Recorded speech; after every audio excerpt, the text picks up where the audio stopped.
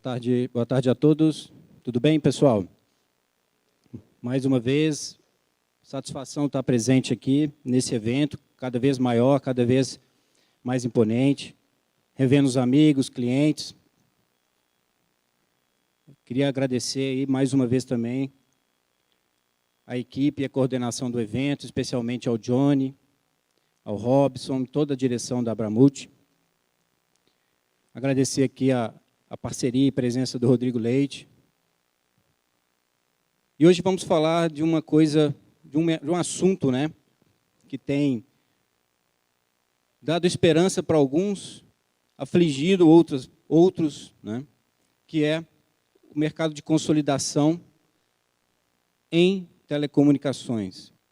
Né? Como se preparar para esse mercado que está em consolidação.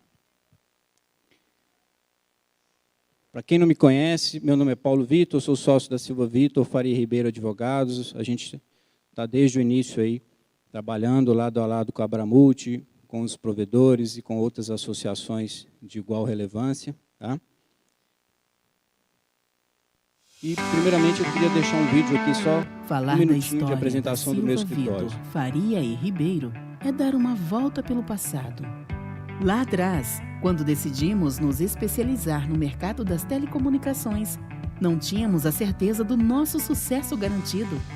Mas sim, carregávamos conosco a certeza do valor e da qualidade da nossa prestação de serviços e para quem queríamos entregá-lo. Acreditamos no poder da informação, acreditamos na relevância e importância que a internet teria na vida das pessoas e, portanto, acreditamos no crescimento dos pequenos provedores de internet. Tínhamos a certeza de que, com nosso empenho e capacidade técnica, levaríamos muitas pequenas empresas a construírem suas vidas épicas no mercado de provedores de internet. E assim fizemos. E continuamos fazendo até hoje, com paixão e dedicação. 10 anos se passaram e crescemos lado a lado dos provedores de internet, construindo relações verdadeiras e duradouras com muitos clientes e parceiros, somando nossos esforços a empresas de notoriedade regional e nacional. Agregamos e cultivamos talentos, pessoas fundamentais e que hoje possibilitam a Silva Vitor, Faria e Ribeiro ter um time de advogados pronto para atender todas as necessidades de um provedor de internet. Silva Vitor, Faria e Ribeiro, advogados associados. Referência em consultoria jurídica no mercado de ISPs e telecomunicações.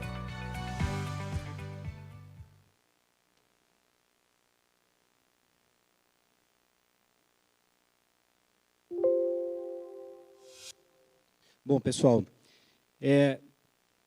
a minha apresentação, eu vou, primeiramente, passar aqui um pequeno panorama de algumas consolidações que ocorreram nesses últimos anos. Tá? Depois a gente vai entrar numa parte de quanto vale meu provedor, vamos avaliar o que eu faço para melhorar, né, a avaliação do provedor, e se eu tiver interesse no futuro em ser consolidado, né, você ter uma avaliação melhor e você receber mais pelo seu provedor. Então, inicialmente, aqui eu trago algumas consolidações. Tá?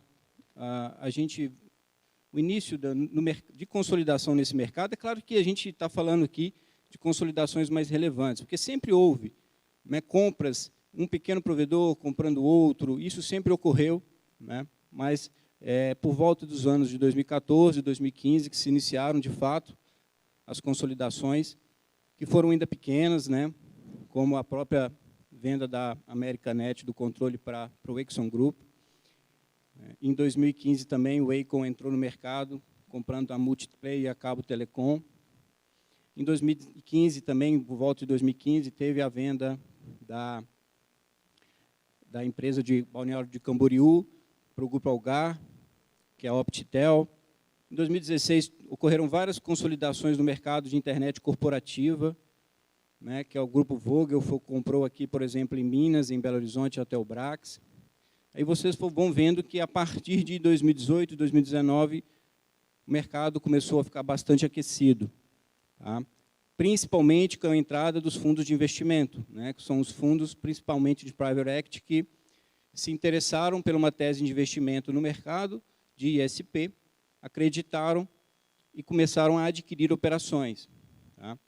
A gente também teve, por exemplo, em 2018, aquisições dos provedores consolidadores, que a gente chama de provedores alfa, que são provedores maiores que têm adquirido ainda várias operações, como a própria Valinet. Tá? E aí a gente vai vendo que o mercado foi se aquecendo. Em 2020 também ocorreram consolidações relevantes, como a IB Capital, que agora chama Aloha, né, com aquisições da Mob, o Wacom, com a aquisição da AutoCenter, o surgimento da Gaúcha Tecpar, que hoje está sob a rúbrica de Brasil Tecpar, a aquisição da Desktop, né, pelo HIG. Né, e aí, em 2021, vocês vão ver que o mercado, de fato, aqueceu e muito. Né, a gente teve a aquisição da Nova pelo Lightwave Capital, que é um search fund, um fundo menor, mas também uma operação relevante, que eu participei diretamente, e várias outras operações, como a troca de controle do grupo Wacom, a venda da Voga para o Algar, várias aquisições pela IB Capital, que se chama Aloha agora, tá? Aquisições pela Desktop, várias aquisições pela Vero, que é a 20 Partners. Tá? E a gente teve também as saídas em IPO, né, em Bolsa de Valores, de 3 grandes operações, a Brisanet, a Unifique e a Desktop. Tá? E outras operações também de provedores consolidadores, que não têm fundos, né, de Private Equity Multitracts, como eu trago aqui, por exemplo, a Weclix, que é uma operação relevante lá na região de Ribeirão Preto. Tá? Então, eu só trouxe esses slides para ilustrar, né, como que, em 2021, o mercado se aqueceu. Né? A gente teve muitas operações em comparação aos outros anos, e a gente teve as saídas em IPO desses 3 grandes grupos. Bom, mas, indo ao que interessa, pessoal, quanto vale meu provedor? Isso é uma das perguntas que a gente que atua na parte de consultoria, eu, o Rodrigo, isso é o que a gente mais escuta. Claro que tem vários e vários provedores que se avaliam de uma forma extremamente desproporcional ao que paga-se até o mercado. Isso é razoável, isso é justo. Cada um sabe o esforço que colocou. Mas também temos que ser realistas. Tá? Então, eu trago aqui, primeiramente, 3 metodologias de avaliação, algumas que não sendo muito utilizadas no mercado, como essa metodologia, o fluxo de caixa descontado, é uma metodologia das mais usuais no Brasil, das mais antigas, tá? Mas que a gente não tem visto muito em prática no mercado de ISPs. É uma metodologia que avalia o desempenho futuro de caixa. Qual a capacidade de geração de caixa da minha empresa? E se faz uma projeção de 3, 5 anos. Mas, como todo negócio tem riscos, né, todo negócio tem risco envolvido. Seja risco da própria operação de mercado, de concorrência, risco tributário, que o mercado de ISPs também tem, se aplica uma taxa de desconto, que a mais usual é essa Weighted Average Cost of Capital, que é o custo médio ponderado de capital, que avalia os riscos associados ao capital. Então, feita a projeção do fluxo de caixa por 3, 5 anos, deduzida a taxa de desconto, você tem uma avaliação por fluxo de caixa descontado. Temos também uma avaliação por EBITDA, que é uma das avaliações que, vamos dizer, que foi introduzida nesse mercado de ISP exatamente pelos fundos de investimento. Eles que, principalmente, que usam essa metodologia. O que significa o EBITDA, né? Ou EBITDA, né? Cada um tem uma forma de falar, né, Rodrigo?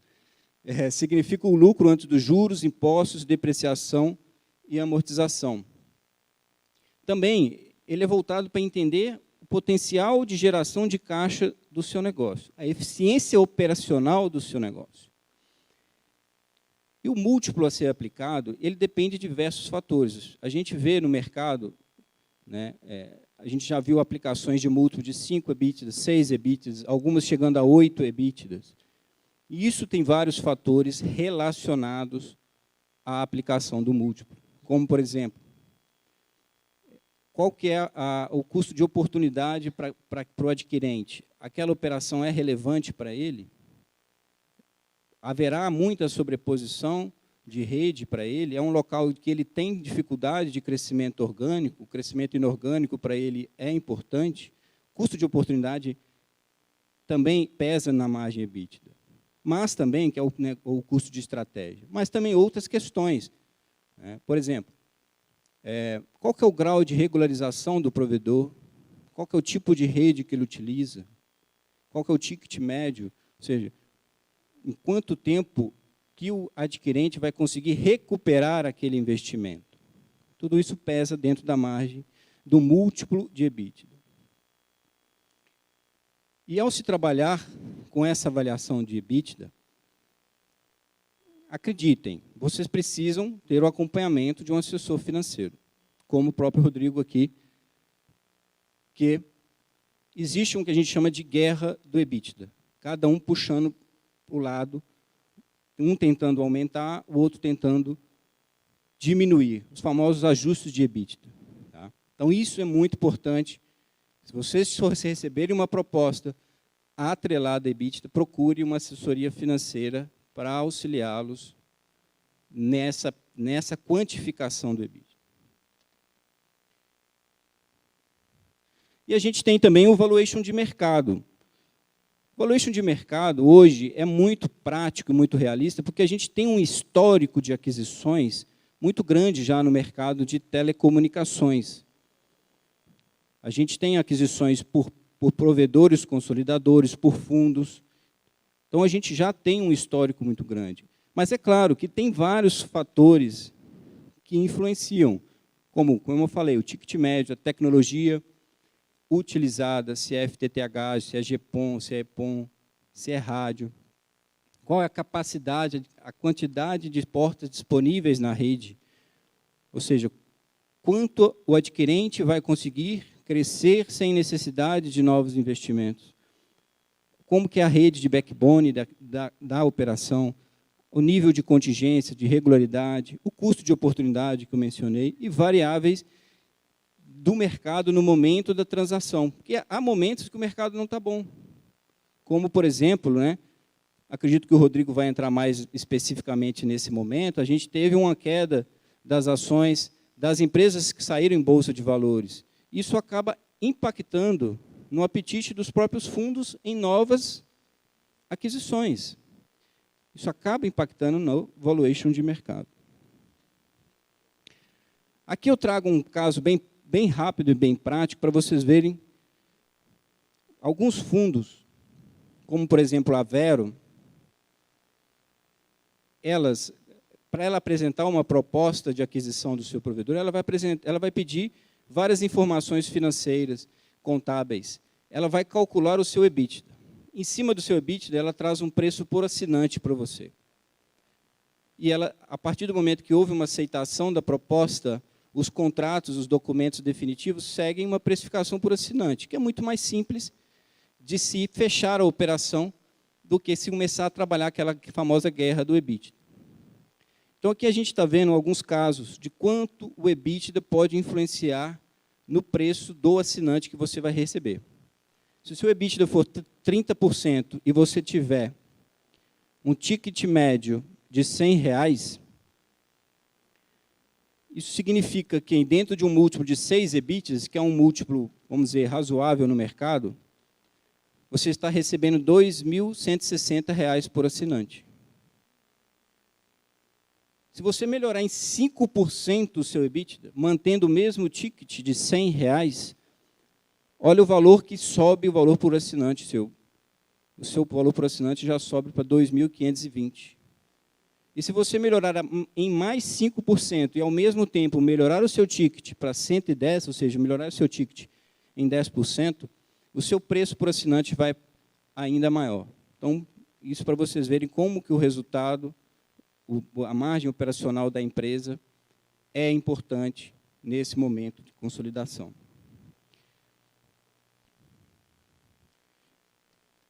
E aí a gente vai para aquela pergunta que é crucial. Como eu me preparo nesse mercado de consolidações? Como me preparar? Como eu coloquei antes, o primeiro passo é você cuidar bem do seu ticket e da sua margem EBITDA. Então, o seu custo de ativação do cliente, quanto maior o seu custo de ativação do cliente, menor o seu EBITDA, menos vai valer a sua empresa. A rede. Hoje, como eu falei, a rede melhor valorizada é a rede FTTH-GPON. Essa é a rede que os fundos, principalmente, não vão fazer nenhuma dedução por troca de tecnologia. Então, invista na sua rede, melhore a sua rede de acordo com a tecnologia mais aceitável hoje, e a que dá menos problema, vamos dizer assim. Os pontos de ocupação de postes. A gente tem vários estados que não há pontos de ocupação disponíveis. Isso pesa na avaliação. Pesa na avaliação do fundo. O fundo vai falar o seguinte: eu não consigo crescer organicamente nesse estado. Para mim, por quê? Porque eu não tenho condições de lançar mais rede. Eu tenho que adquirir outras operações para crescer. Isso vai pesar no seu múltiplo de EBITDA, vai pesar no seu valor. E importante também você sempre manter todas as informações financeiras, contábeis, atualizadas. Tá? A sua infraestrutura, como que está a sua rede, quantidade de postos disponíveis, tudo isso totalmente atualizado. Não apenas para que você tenha para apresentar no momento que for requisitado. Ou seja, você está organizado a ponto de, ao ser solicitado, você apresente, está aqui, estou tudo organizado da minha empresa. Mas para você acompanhar o crescimento e a margem de lucratividade da sua empresa. Aqui no gráfico seguinte, a gente traz um gráfico muito simples. A empresa continua em crescimento. A curva de receita está crescente. Mas o custo de ativação do cliente, de uma hora para outra, ele cresceu mais do que a receita. Ou seja, você precisou investir mais para captar mais clientes. Isso diminuiu sua margem. Então, o que isso significa? Você perdeu um bom time de venda. O seu momento agora, a sua margem está ruim para a venda. Você tendo informações financeiras atualizadas, contábeis, você pode saber o melhor momento de vender a sua operação. Então, continuando a preparação, outro ponto importante é redução de contingências. Todos os passivos trabalhistas, fiscais, de regularização de postos, tudo isso pesa. Tá? Os fundos de investimento, por exemplo, eles fazem uma diligência completa da sua empresa. Tá? Dependendo da diligência, eles podem sair da mesa, dependendo do resultado. Se a diligência for aceitável, isso vai pesar no quê? No fluxo de pagamento. Por quê? Eles alongam em 5 anos o fluxo de pagamento exatamente para comportar a contingência que você possui. Se você tem uma contingência maior, você vai receber um sinal menor e o fluxo vai ficar mais alongado em 5 anos. Então, a redução de contingências também é fundamental. E um outro ponto que é importante se preparar é o ganho de capital. Ninguém se prepara, a gente vê a maioria das operações, ninguém se preparando para o momento da venda quanto ao ganho de capital. O ganho de capital é certo, pessoal. Seja se você vender ativos, carteira de clientes, que é um tipo de operação, seja se você vender cotas, ações. O ganho de capital, ele é certo. E há, obviamente, diferenças de tributação. A venda de ativos e carteira de clientes, por exemplo, numa empresa no lucro presumido ou no lucro real, a tributação é muito maior, é uma tributação que chega a 34%. A venda de cotas, a tributação, se você tiver com as cotas na pessoa física, a tributação é na tabela do imposto de renda, até 5 milhões, 15%, de 5 a 10 milhões, 17,5%, uma tabela gradativa. Então, se prepare para esse momento. Tá? Não é só cuidar do seu provedor, você também tem que melhorar o seu capital social, melhorar os seus ativos contabilizados, porque, independente da operação, para que no momento que chegar, você tenha uma menor tributação sobre o ganho de capital. E aqui eu trago também Uma pergunta que eu recebo muito, quando nos procuram para elaborar um instrumento de compra e venda, eles sempre me perguntam, Paulo, mas o que eu faço? Eu vou comprar o CNPJ ou eu vou comprar os ativos apenas? Tá? A compra e venda de cotas ou ações, ou seja, do CNPJ, é um tipo de operação muito feito pelos fundos de investimento. A grande maioria foca na compra de cotas ou ações. Ao comprar cotas da empresa, você está assumindo automaticamente todo o passivo dela. Então, é necessário uma diligência na empresa, uma auditoria para entender o que há de trás, o que ficou para trás dos últimos 5 anos, passivos concretos, passivos potenciais. Ok? E na compra de venda de cotas, há muitas operações que ocorrem, pagamento em dinheiro, pagamento em swap de ações. Tá? E sempre, quando se compra cotas, o que se fazem? Como eu falei, dilata o fluxo de pagamento em 5 anos, exatamente para comportar as contingências que aparecerem. A compra de ativos e carteira de clientes tem um risco de sucessão? Tem um risco de sucessão, é uma sucessão indireta. O credor precisa provar que houve uma compra de fundo de comércio para vincular a sua empresa à empresa que vendeu ativos e carteira de clientes. Então, para o adquirente, vamos dizer, é uma operação menos arriscada. Você não assume automaticamente o passivo da empresa. É uma sucessão indireta. A compra de cotas ou ações, o passivo é automático. Tá? Então, dependendo do lado da mesa que você está, se você está como um provedor consolidador adquirindo, se você já tem uma operação formada, privilegiar a compra de ativos e carteira é melhor em virtude do risco. Tá? Agora, do outro lado da mesa, tem, por exemplo, como eu falei, as diferenças de tributação. Dependendo, a empresa do lucro real, lucro presumido, vender ativos e carteira, a tributação é maior do que a venda de cotas. Então, sempre tem que ser avaliado, primeiro, o lado da mesa que você está, tá? Para entender qual é a melhor operação. E um outro ponto que a gente coloca, gente, só para concluir, que é muito importante, a gente vê muitas empresas falando, mas eu não estou no momento de vender, eu quero continuar no negócio, eu acho o negócio rentável. Você já pensou em se fundir com o seu provedor vizinho, com o provedor da sua cidade, da sua região? Aqui eu trago nesses slides todos os ganhos que uma fusão possibilita. O meu escritório já fez várias fusões ao longo do Brasil. Tá? E, primeiro ponto, melhor acesso ao capital. Primeiro, ao se fazer a fusão, você passa a ser uma operação muito maior, você passa a ter possibilidade de linhas de crédito, de financiamento muito maiores. E dentro de uma fusão, se estruturando a empresa fundida como uma SA, por exemplo, você cria outras oportunidades de captação de investimento que uma empresa limitada não possibilita. O primeiro ganho, então, positivo de uma fusão é uma fusão bem feita, tá, pessoal? Obviamente. Melhor acesso a capital. Segundo, consolidação de pequenos ISPs. A empresa pós-fusão, ela pode ser a consolidadora. Em vez dela vender, ela passar a adquirir operações menores. Por quê? Porque ela vai ser uma operação maior, com mais fluxo de caixa, com mais capacidade de investimento. Ganho de escala e sinergia. Isso é muito positivo. Você tem o seu provedor e o outro provedor na cidade dele, ambos, cada um com seu centro, seu suporte e atendimento ao cliente, seu saque.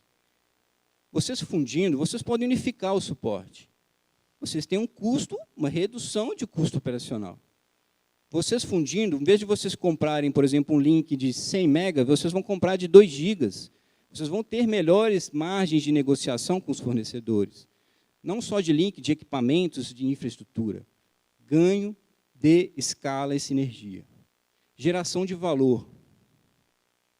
A empresa pós-fusão, a gente já teve situações claras de avaliações feitas por fundos de uma empresa antes da fusão e pós-fusão. O múltiplo de EBITDA já aumentou significativamente. Porque você está tratando de uma operação muito maior, uma operação mais organizada. Se possível, criar nessa fusão uma governança corporativa. Tá?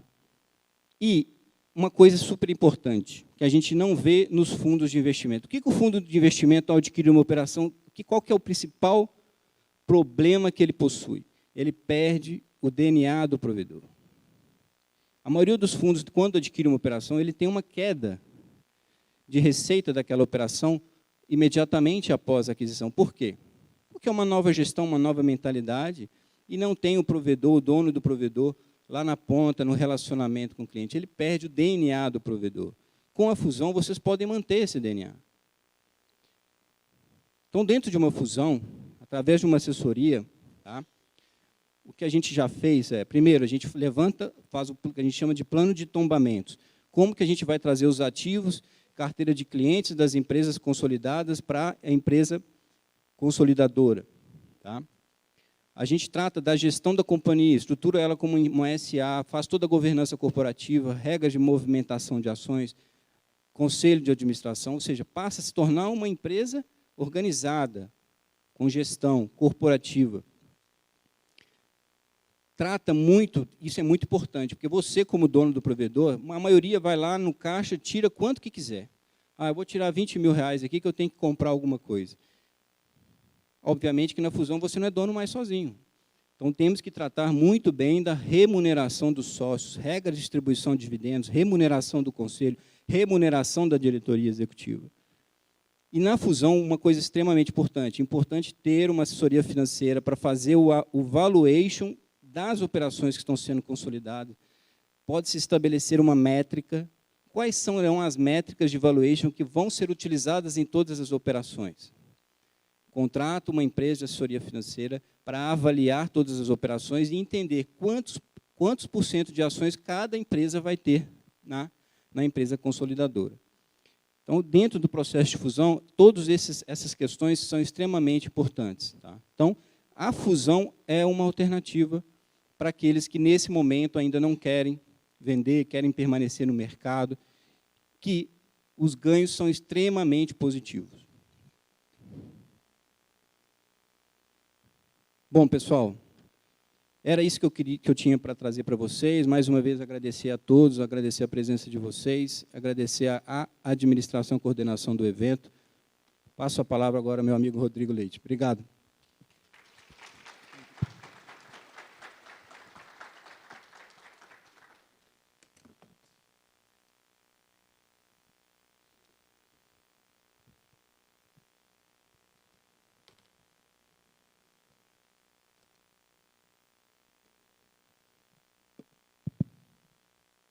Boa tarde, pessoal.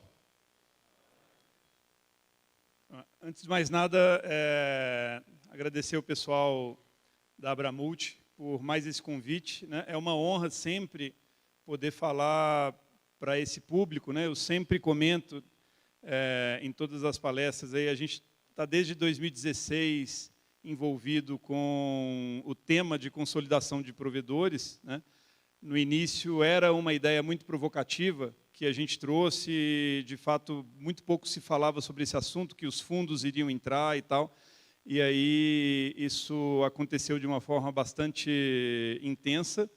Eu sempre costumo dizer que o que aconteceu aqui no Brasil, no mercado de FTTH, foi um dos maiores fenômenos microeconômicos que eu já presenciei em toda a minha vida de negócios. Né? Quer dizer, uma criação de valor gigantesca, tem muitos municípios do Brasil em que a pessoa mais capitalizada do município é o dono do provedor principal daquela sub-região, e isso não acontece muitas vezes no mundo dos negócios. Né? E foi um setor que se beneficiou bastante de uma conjunção de fatores. Eu não vou entrar nessa linha, porque o assunto aqui é fusões e aquisições. Essa aqui é uma foto de Vancouver. O que isso tem a ver com fusões e aquisições? A nossa ideia nessa palestra aqui, pessoal, vai ser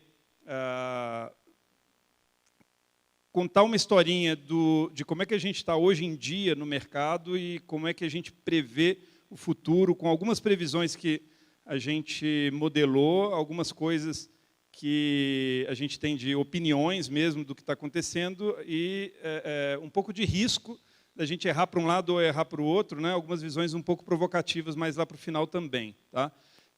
A ideia é trazer 10 insights que são importantes para quem está acompanhando todo esse movimento, e eu tenho certeza que a maioria de vocês está muito bem informada sobre esses movimentos já faz bastante tempo, e aí tentar trazer um pouquinho dos bastidores. Né? Nossa empresa é focada em grandes transações, e aí muitas vezes o que se comenta e o que se conversa na Faria Lima, no Leblon, com os fundos, com os consolidadores, não é exatamente aquilo que sai na mídia, né? O pessoal tem uma outra linguagem, uma linguagem muito técnica de fusões e aquisições, e aí Vancouver, exatamente porque cada projeto de fusões e aquisições grande tem sempre um codinome. Um dos projetos que a gente está tocando nesse momento é o Projeto Vancouver, temos diversos outros. Aqui na plateia a gente tem alguns clientes, vários amigos, várias empresas conhecidas, e a gente, enfim, se esmerou para poder trazer alguma coisa interessante aqui para vocês de discussão. Tá? Bom, de fato, existem uma série de metodologias de avaliação de provedores e tudo, mas a gente, enfim,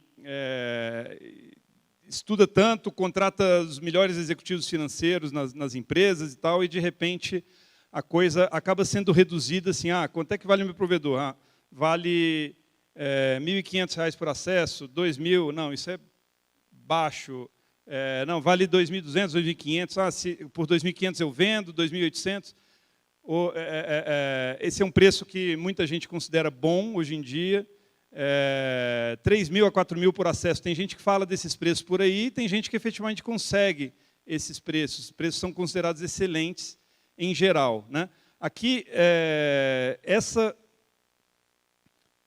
slide, um dos mais simplistas que a gente pode fazer sobre valuation, isso vale para o primeiro trimestre de 2022, foi meio que mais ou menos a média das opiniões de mais de 100 possíveis vendedores com quem a gente vem falando intensamente, e mais de 20 compradores que nos atualizaram muito recentemente sobre as opiniões deles. É mais ou menos um consenso de mercado que vale para hoje. Tá?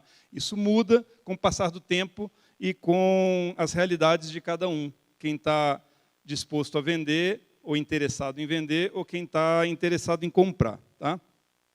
E, no final das contas, uma coisa é preço, outra coisa é valor. Né? A gente está falando de valuation. Valuation tem muito mais a ver com preço quando a gente está no contexto de uma transação. Tá?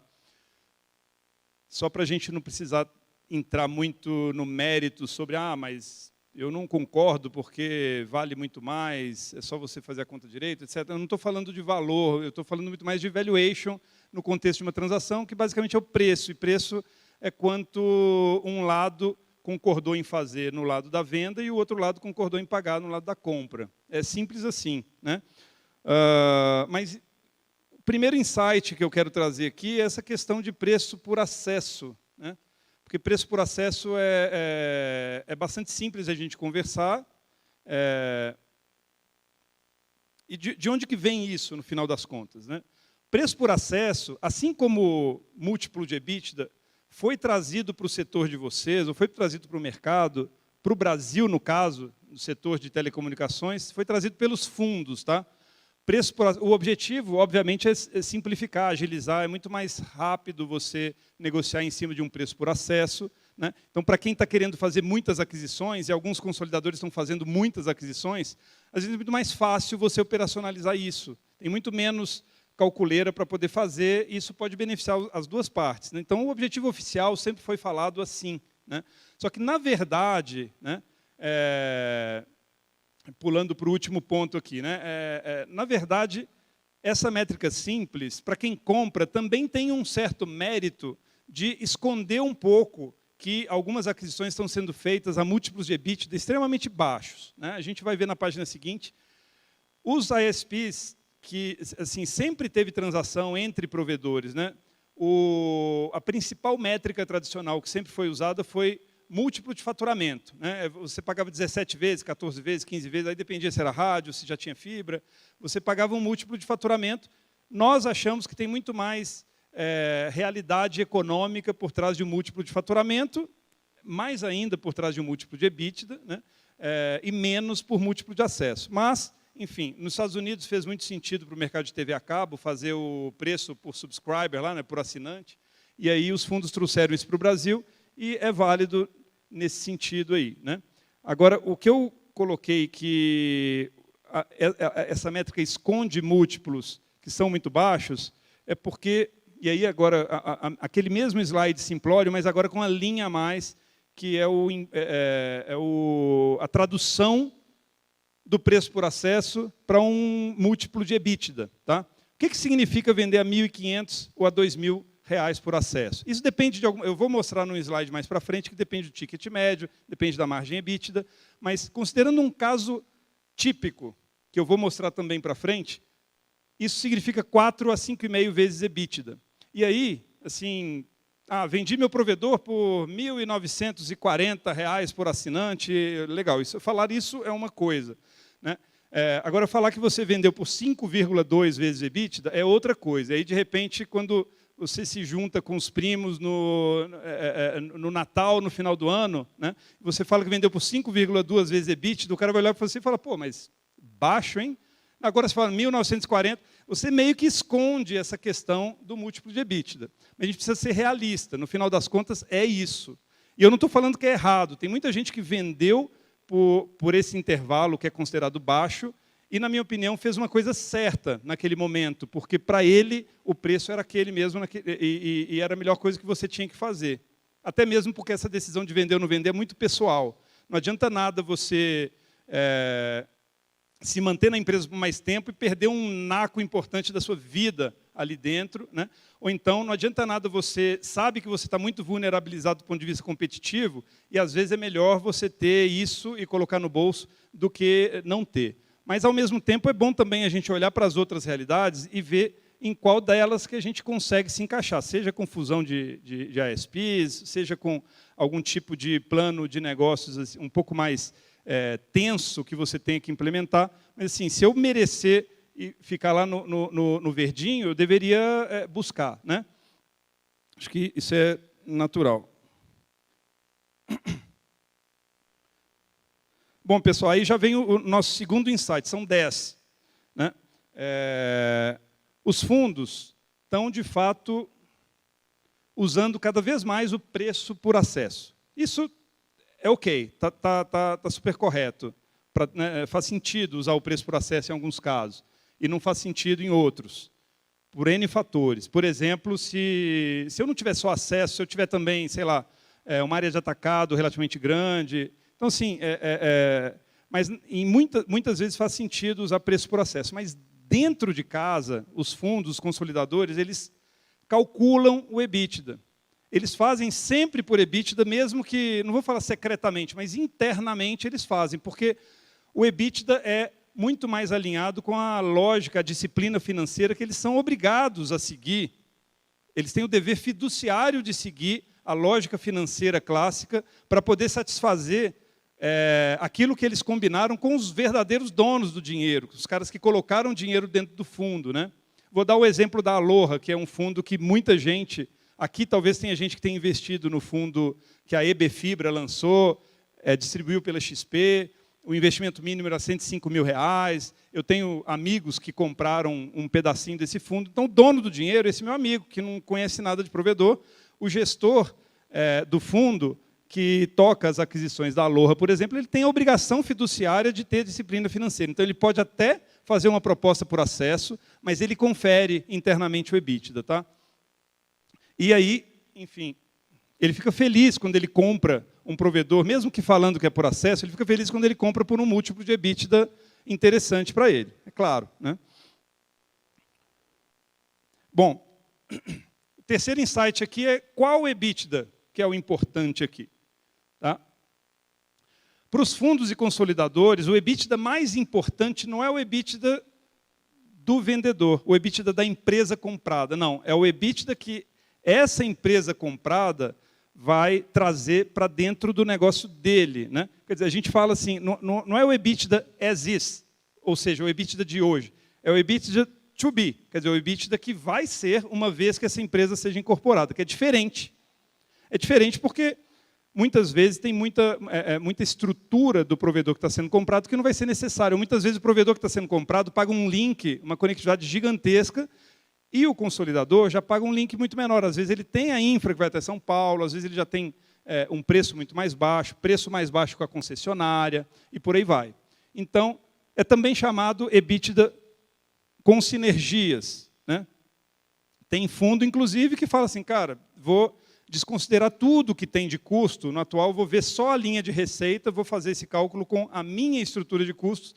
Esse é um dos jeitos de se fazer, em certos casos isso está correto. Tá? Então, esse é o terceiro insight, é muito importante que vocês entendam isso, até mesmo para poder tentar entender um pouco a lógica de quem está do outro lado da mesa, comprando. Faz muito sentido, por exemplo, um fundo consolidador comprar alguém que seja vizinho à operação deles, porque o EBITDA to be vai para a lua, né? Porque basicamente você já tem toda a estrutura, você só pega... E isso é um conceito óbvio para qualquer um que não é fundo também, mas é só para falar para vocês que eles fazem isso conscientemente e o tempo todo internamente antes de aprovar internamente uma aquisição. Por isso, às vezes, paga-se mais por um provedor A do que por um provedor B, porque às vezes o EBITDA to be desse A é melhor do que o do B. Tá? Bom,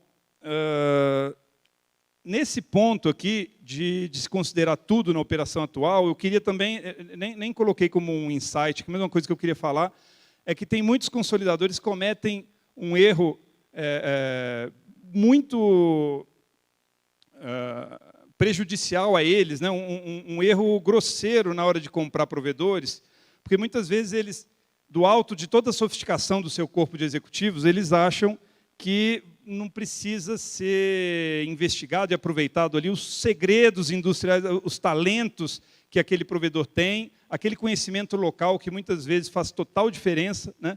Isso é muito comum, tem acontecido muito, inclusive tem um papo entre provedores que está rolando bastante assim, que não é para todos os consolidadores que isso vale, mas tem alguns consolidadores que estão começando a ficar com a fama de que, assim, se esse consolidador comprar seu concorrente, estoura uma champanhe, porque o seu concorrente vai parar de crescer.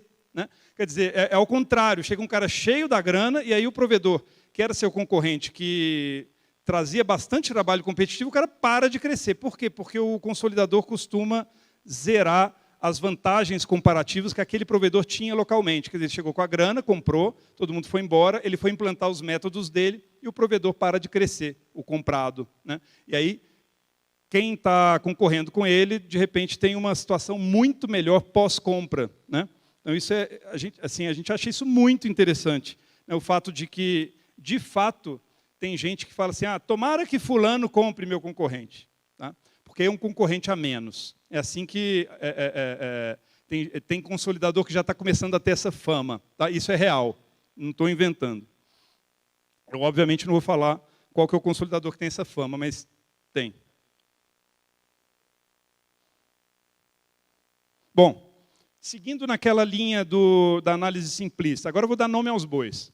Quem que é o provedor que é vendido mais barato, médio, e a gente está chamando de gama, beta e alfa. Tá? Isso aqui é um caso bastante típico. Tá? O provedor que é vendido por 1.500 a 2.000 por acesso, e tem consolidador que corretamente está, não se vangloriando, mas está achando muito bacana, está achando muito atrativo, muito legal o fato de que eles estão conseguindo fazer várias compras nesse range. Isso é bom para eles. É muito bom. É só colocar no papel que você vê que isso é muito bom. E, às vezes, é bom para quem está vendendo também. Tá? Não estou puxando a sardinha para um lado só. Mas, assim, um caso típico aqui. Ticket médio relativamente baixo, R$80 é tipicamente baixo. Provedor pequeno, uma carteira de 2.000, 5.000, 8.000 acessos, pouco capitalizado, com dificuldade para crescer, pouco estruturado. A margem EBITDA normalmente é mais alta, porque ele tem menos estrutura interna, tem menos custo, tá? Pouca formalização. Quando você faz as contas, né, ticket médio de 80, quer dizer que é R$960 por ano, tira 25%, que é mais ou menos o que você precisa tirar se você quiser pagar todos os impostos, com 70% de SCM, 30% de SVA. Você coloca uma margem EBITDA de 50%, e usa esse valor de 1.500 a 2.000 por acesso, o provedor vai estar saindo por 4 a 5,5 vezes EBITDA. É assim que a conta é feita. Eu não acho que todo mundo pegou aqui de tudo que eu estou falando, mas quem quiser que eu repita e explique um pouco mais profundamente, pode me procurar depois. Provedor beta, o ticket médio já mais próximo de atingir R$100. Normalmente, um provedor de mais de 10 mil acessos, talvez 15, 20, 30 mil acessos, é bastante comum. Bem posicionado, com acesso a capital melhor estruturado, a formalização já bastante mais avançada, eu chamei aqui de média formalização, tem saído muitas aquisições por parte de consolidadores bem capitalizados nesse intervalo, entre 2.200 e 2.800 por acesso. Fazendo a mesma conta que eu falei antes aqui, isso dá de 5,7 a 7,3, 6 a 7, 6 a 7 vezes EBITDA. Muitas transações são feitas por múltiplo por acesso mesmo, mas no final das contas, é um múltiplo de 6 vezes, 6,5, 7, que aí você não passa vergonha nenhuma na ceia de Natal com o primo de outro mercado. Fala, olha, vendi por 6,8 vezes EBITDA. O cara, bacana, faz sentido e tal. Né? É diferente do que falar que você vendeu por 4 vezes EBITDA, que é um preço, normalmente, de um negócio, abre aspas, assim, galinha morta. Você vende por 4 vezes EBITDA porque seu negócio não vale muito. Mas, assim, a gente está num negócio de infraestrutura, localização de estudo, e, às vezes, naquela localização, com aquele tamanho, com aquela capitalização que você está, você, de fato, precisava vender. Né? Então, Insight 4. Aqui parece que depende só... deixa eu falar dos alfas. Né? Ticket médio já muito mais confortável, estou colocando R$110 aqui para poder dar um exemplo, mas isso acontece. Mais do que 60 mil acessos, já estou falando de gente bem grandona, normalmente um líder regional ali, bastante capitalizado, aquisitivo, já comprou diversos por esses valores aqui, normalmente. Né? Bem estruturado, uma margem EBITDA um pouco mais dentro da média aí dos grandes provedores. Né? Formal, sofisticado, agora a gente já está começando a ver vários que estão conseguindo já chegar para esse momento com os balanços auditados, né? Que é bastante importante, e aí você começa a conseguir ambicionar 3.000, 3.500, 4.000 reais por acesso. Tá? Acontece muito? Não.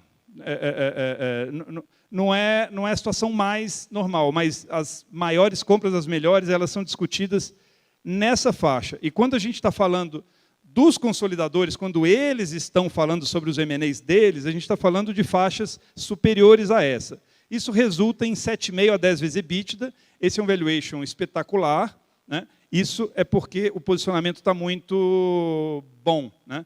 É um provedor que tem um posicionamento estratégico bastante sólido e ele é fundamental para que os consolidadores atinjam os objetivos deles. Chegar lá não é fácil, mas é possível. Né? Mas, assim, quando a gente mostra isso, parece que só depende de você, o seu valuation. Não é bem assim. Tá? Não depende apenas de você. Insight número 4 aqui. A localização geográfica é ultra determinante.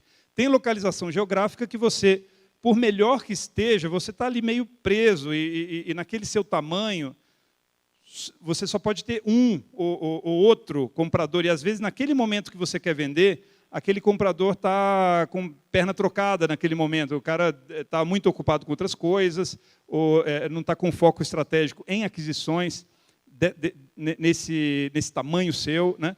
E aí você pode ficar só na mão do outro, ou então de nenhum.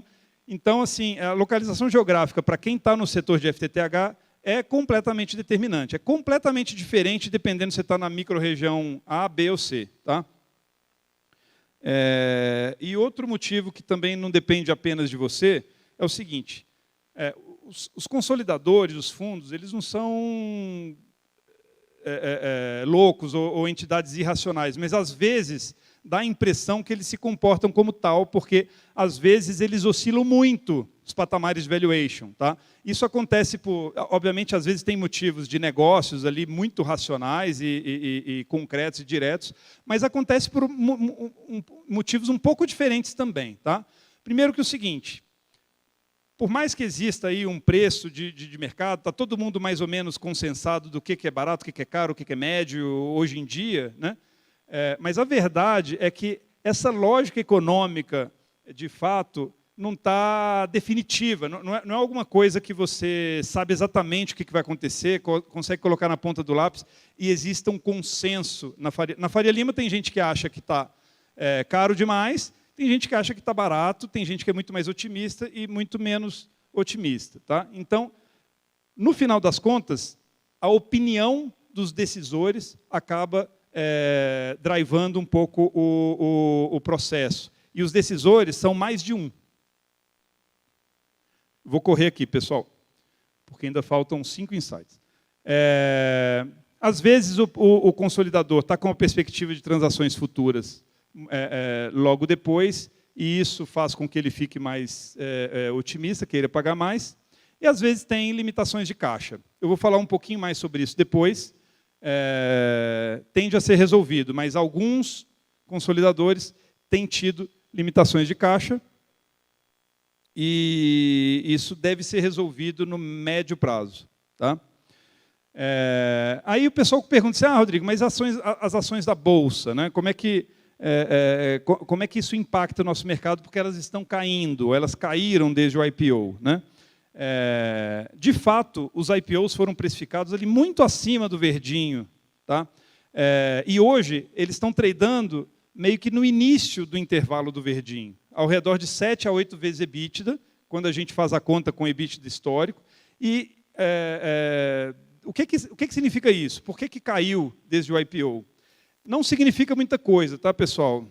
Significa alguma coisa, mas não muita coisa. Eu não vou falar que não significa nada, mas os provedores que estão listados, eles não aceitariam aquele preço da Bolsa para serem vendidos 100%. Nenhum deles, se você chegar lá com o dinheiro todo, market cap da Brisanet está 2 bi. Chega lá com 2 bi, você não compra a Brisanet. Caiu para caramba.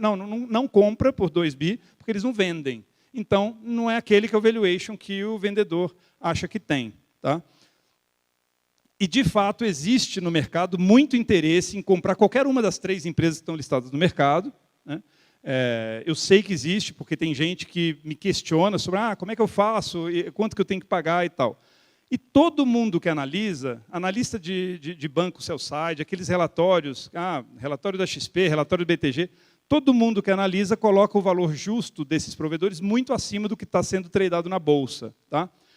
E, pessoal, isso é bastante corriqueiro no mercado acionário. Tá? Aqui é um case, um estudo aqui. Ó. A Cincinnati Bell, com uns 350 mil acessos, né? Um pouco de DSL, mas a maioria já é FTTH, em 2 grandes cidades de Ohio, mais o Havaí.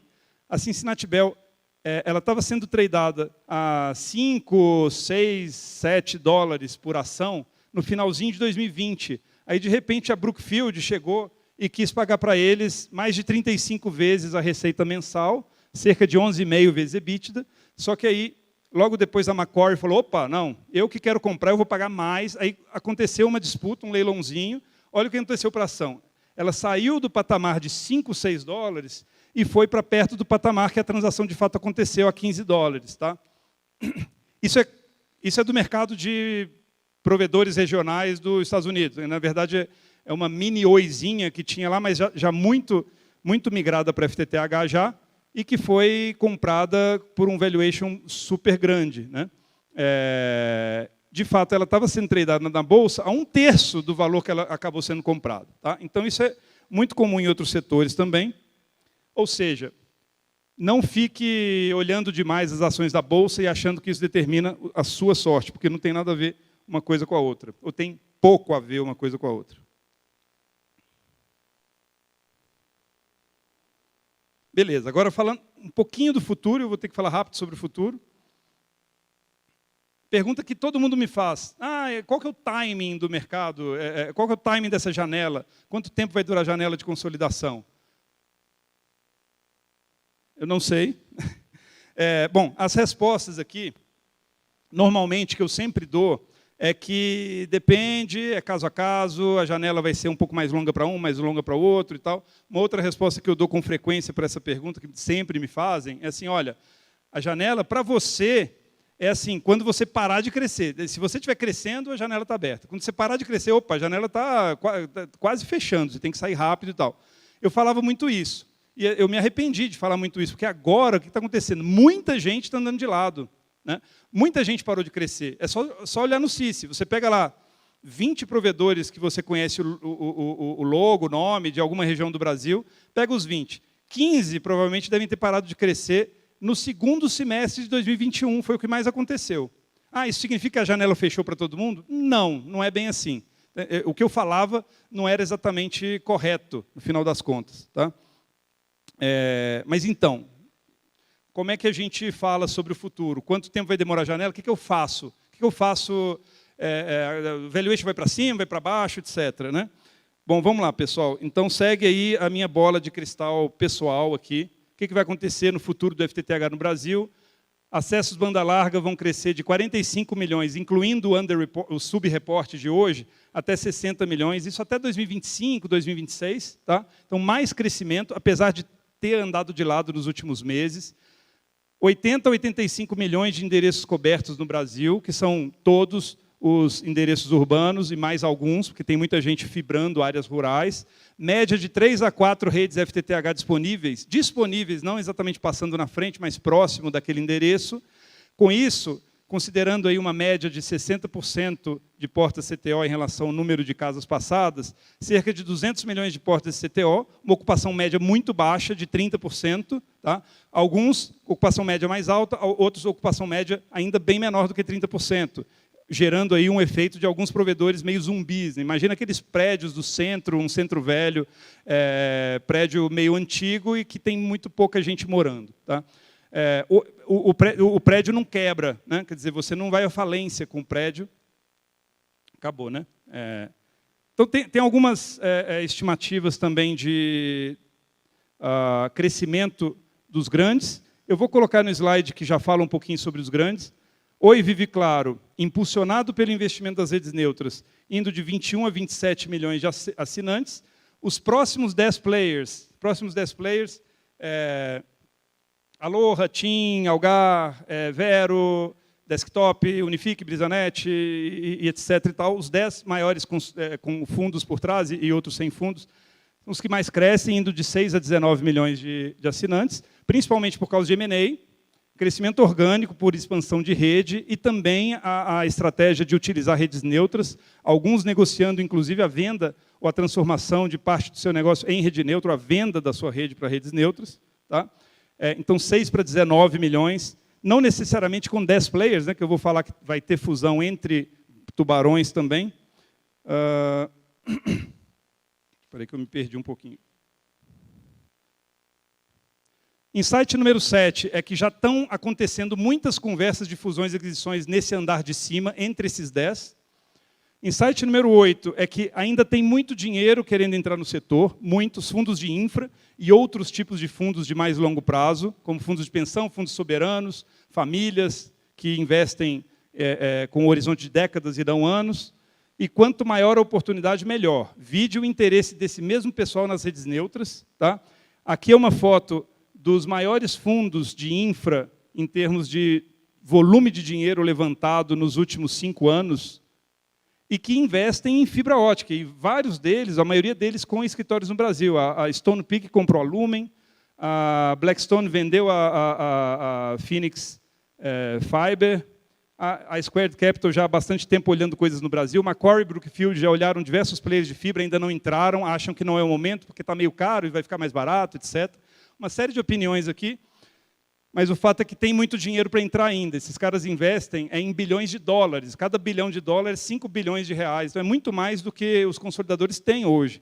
E é por isso que, inclusive, quase todos os próximos 10 players, os tubarões que eu mencionei, quase todos estão subcapitalizados. Eles estão capitalizados. Tem 300 milhões, 500 milhões, 700 milhões no balanço. Só que isso é muito pouco para esse crescimento de pular de 6 milhões para 19 milhões de acessos. Então, tem um monte de processo de M&A dos consolidadores grandões rolando com aqueles caras que têm bilhões de dólares para poder investir nesse setor. Tá? Ou seja, legal, ainda tem bastante dinheiro querendo entrar nesse mercado. E eu já estou terminando, Johnny. Porque é muito importante a gente entender o que vai acontecer com os pequenos players. Porque com as contas que eu fiz aqui e as nossas estimativas, o extrato dos pequenos players, de 18 milhões de acessos, vai passar para 14, no mercado que está crescendo. É porque muitos, de fato, estão vendendo. Eu vou pular. Muitos, de fato, estão vendendo. Outros estão perdendo base. A perda de base acontece, ela é lenta, mas ela acontece. E você tem um pouco de crescimento também que eu chamei assim dos entrincheirados. Alguém que está num nicho que está muito protegido ou consegue um modelo de negócio que faça bastante sentido, seja um modelo meio rural, ou um modelo de utilizar redes neutras dentro de um campo de afinidade. Algumas coisas que a gente não vê muito hoje, mas que já estão sendo conversadas com planos de negócios montados para poder atuar de um jeito um pouco diferente. E gente que, por algum motivo, e se a alta tecnologia deixar, vai conseguir ficar entrincheirado por muito mais tempo. Tá? Então, a gente tem também o crescimento desses provedores que falam, não vendi, não vou vender, e eu estou protegido porque eu tenho vantagens comparativas. Tá? Então, pessoal, por último aqui, e eu acho que é super importante, um provedor bem gerido, ele é extremamente resiliente. Você não perde 10 mil clientes, 5 mil clientes muito rápido. Demora muito para você perder 5 mil clientes. E quando você para de investir, ele gera muito caixa. Tá? Então, você não é obrigado a vender. Só que no setor de alta tecnologia, existem disrupções que às vezes vêm para o seu bem, às vezes não vêm, né? Disrupções positivas e negativas. Pode te tirar do setor, pode te fazer parar de ganhar dinheiro. A decisão de vender é extremamente pessoal, e vocês têm que estar preparados para qualquer cenário. Tá? Então, a conclusão é essa, be prepared. Acho que todo mundo está falando isso, né? Na apresentação anterior à nossa. Né? Quer dizer, você tem, de fato, que estar preparado, e é isso.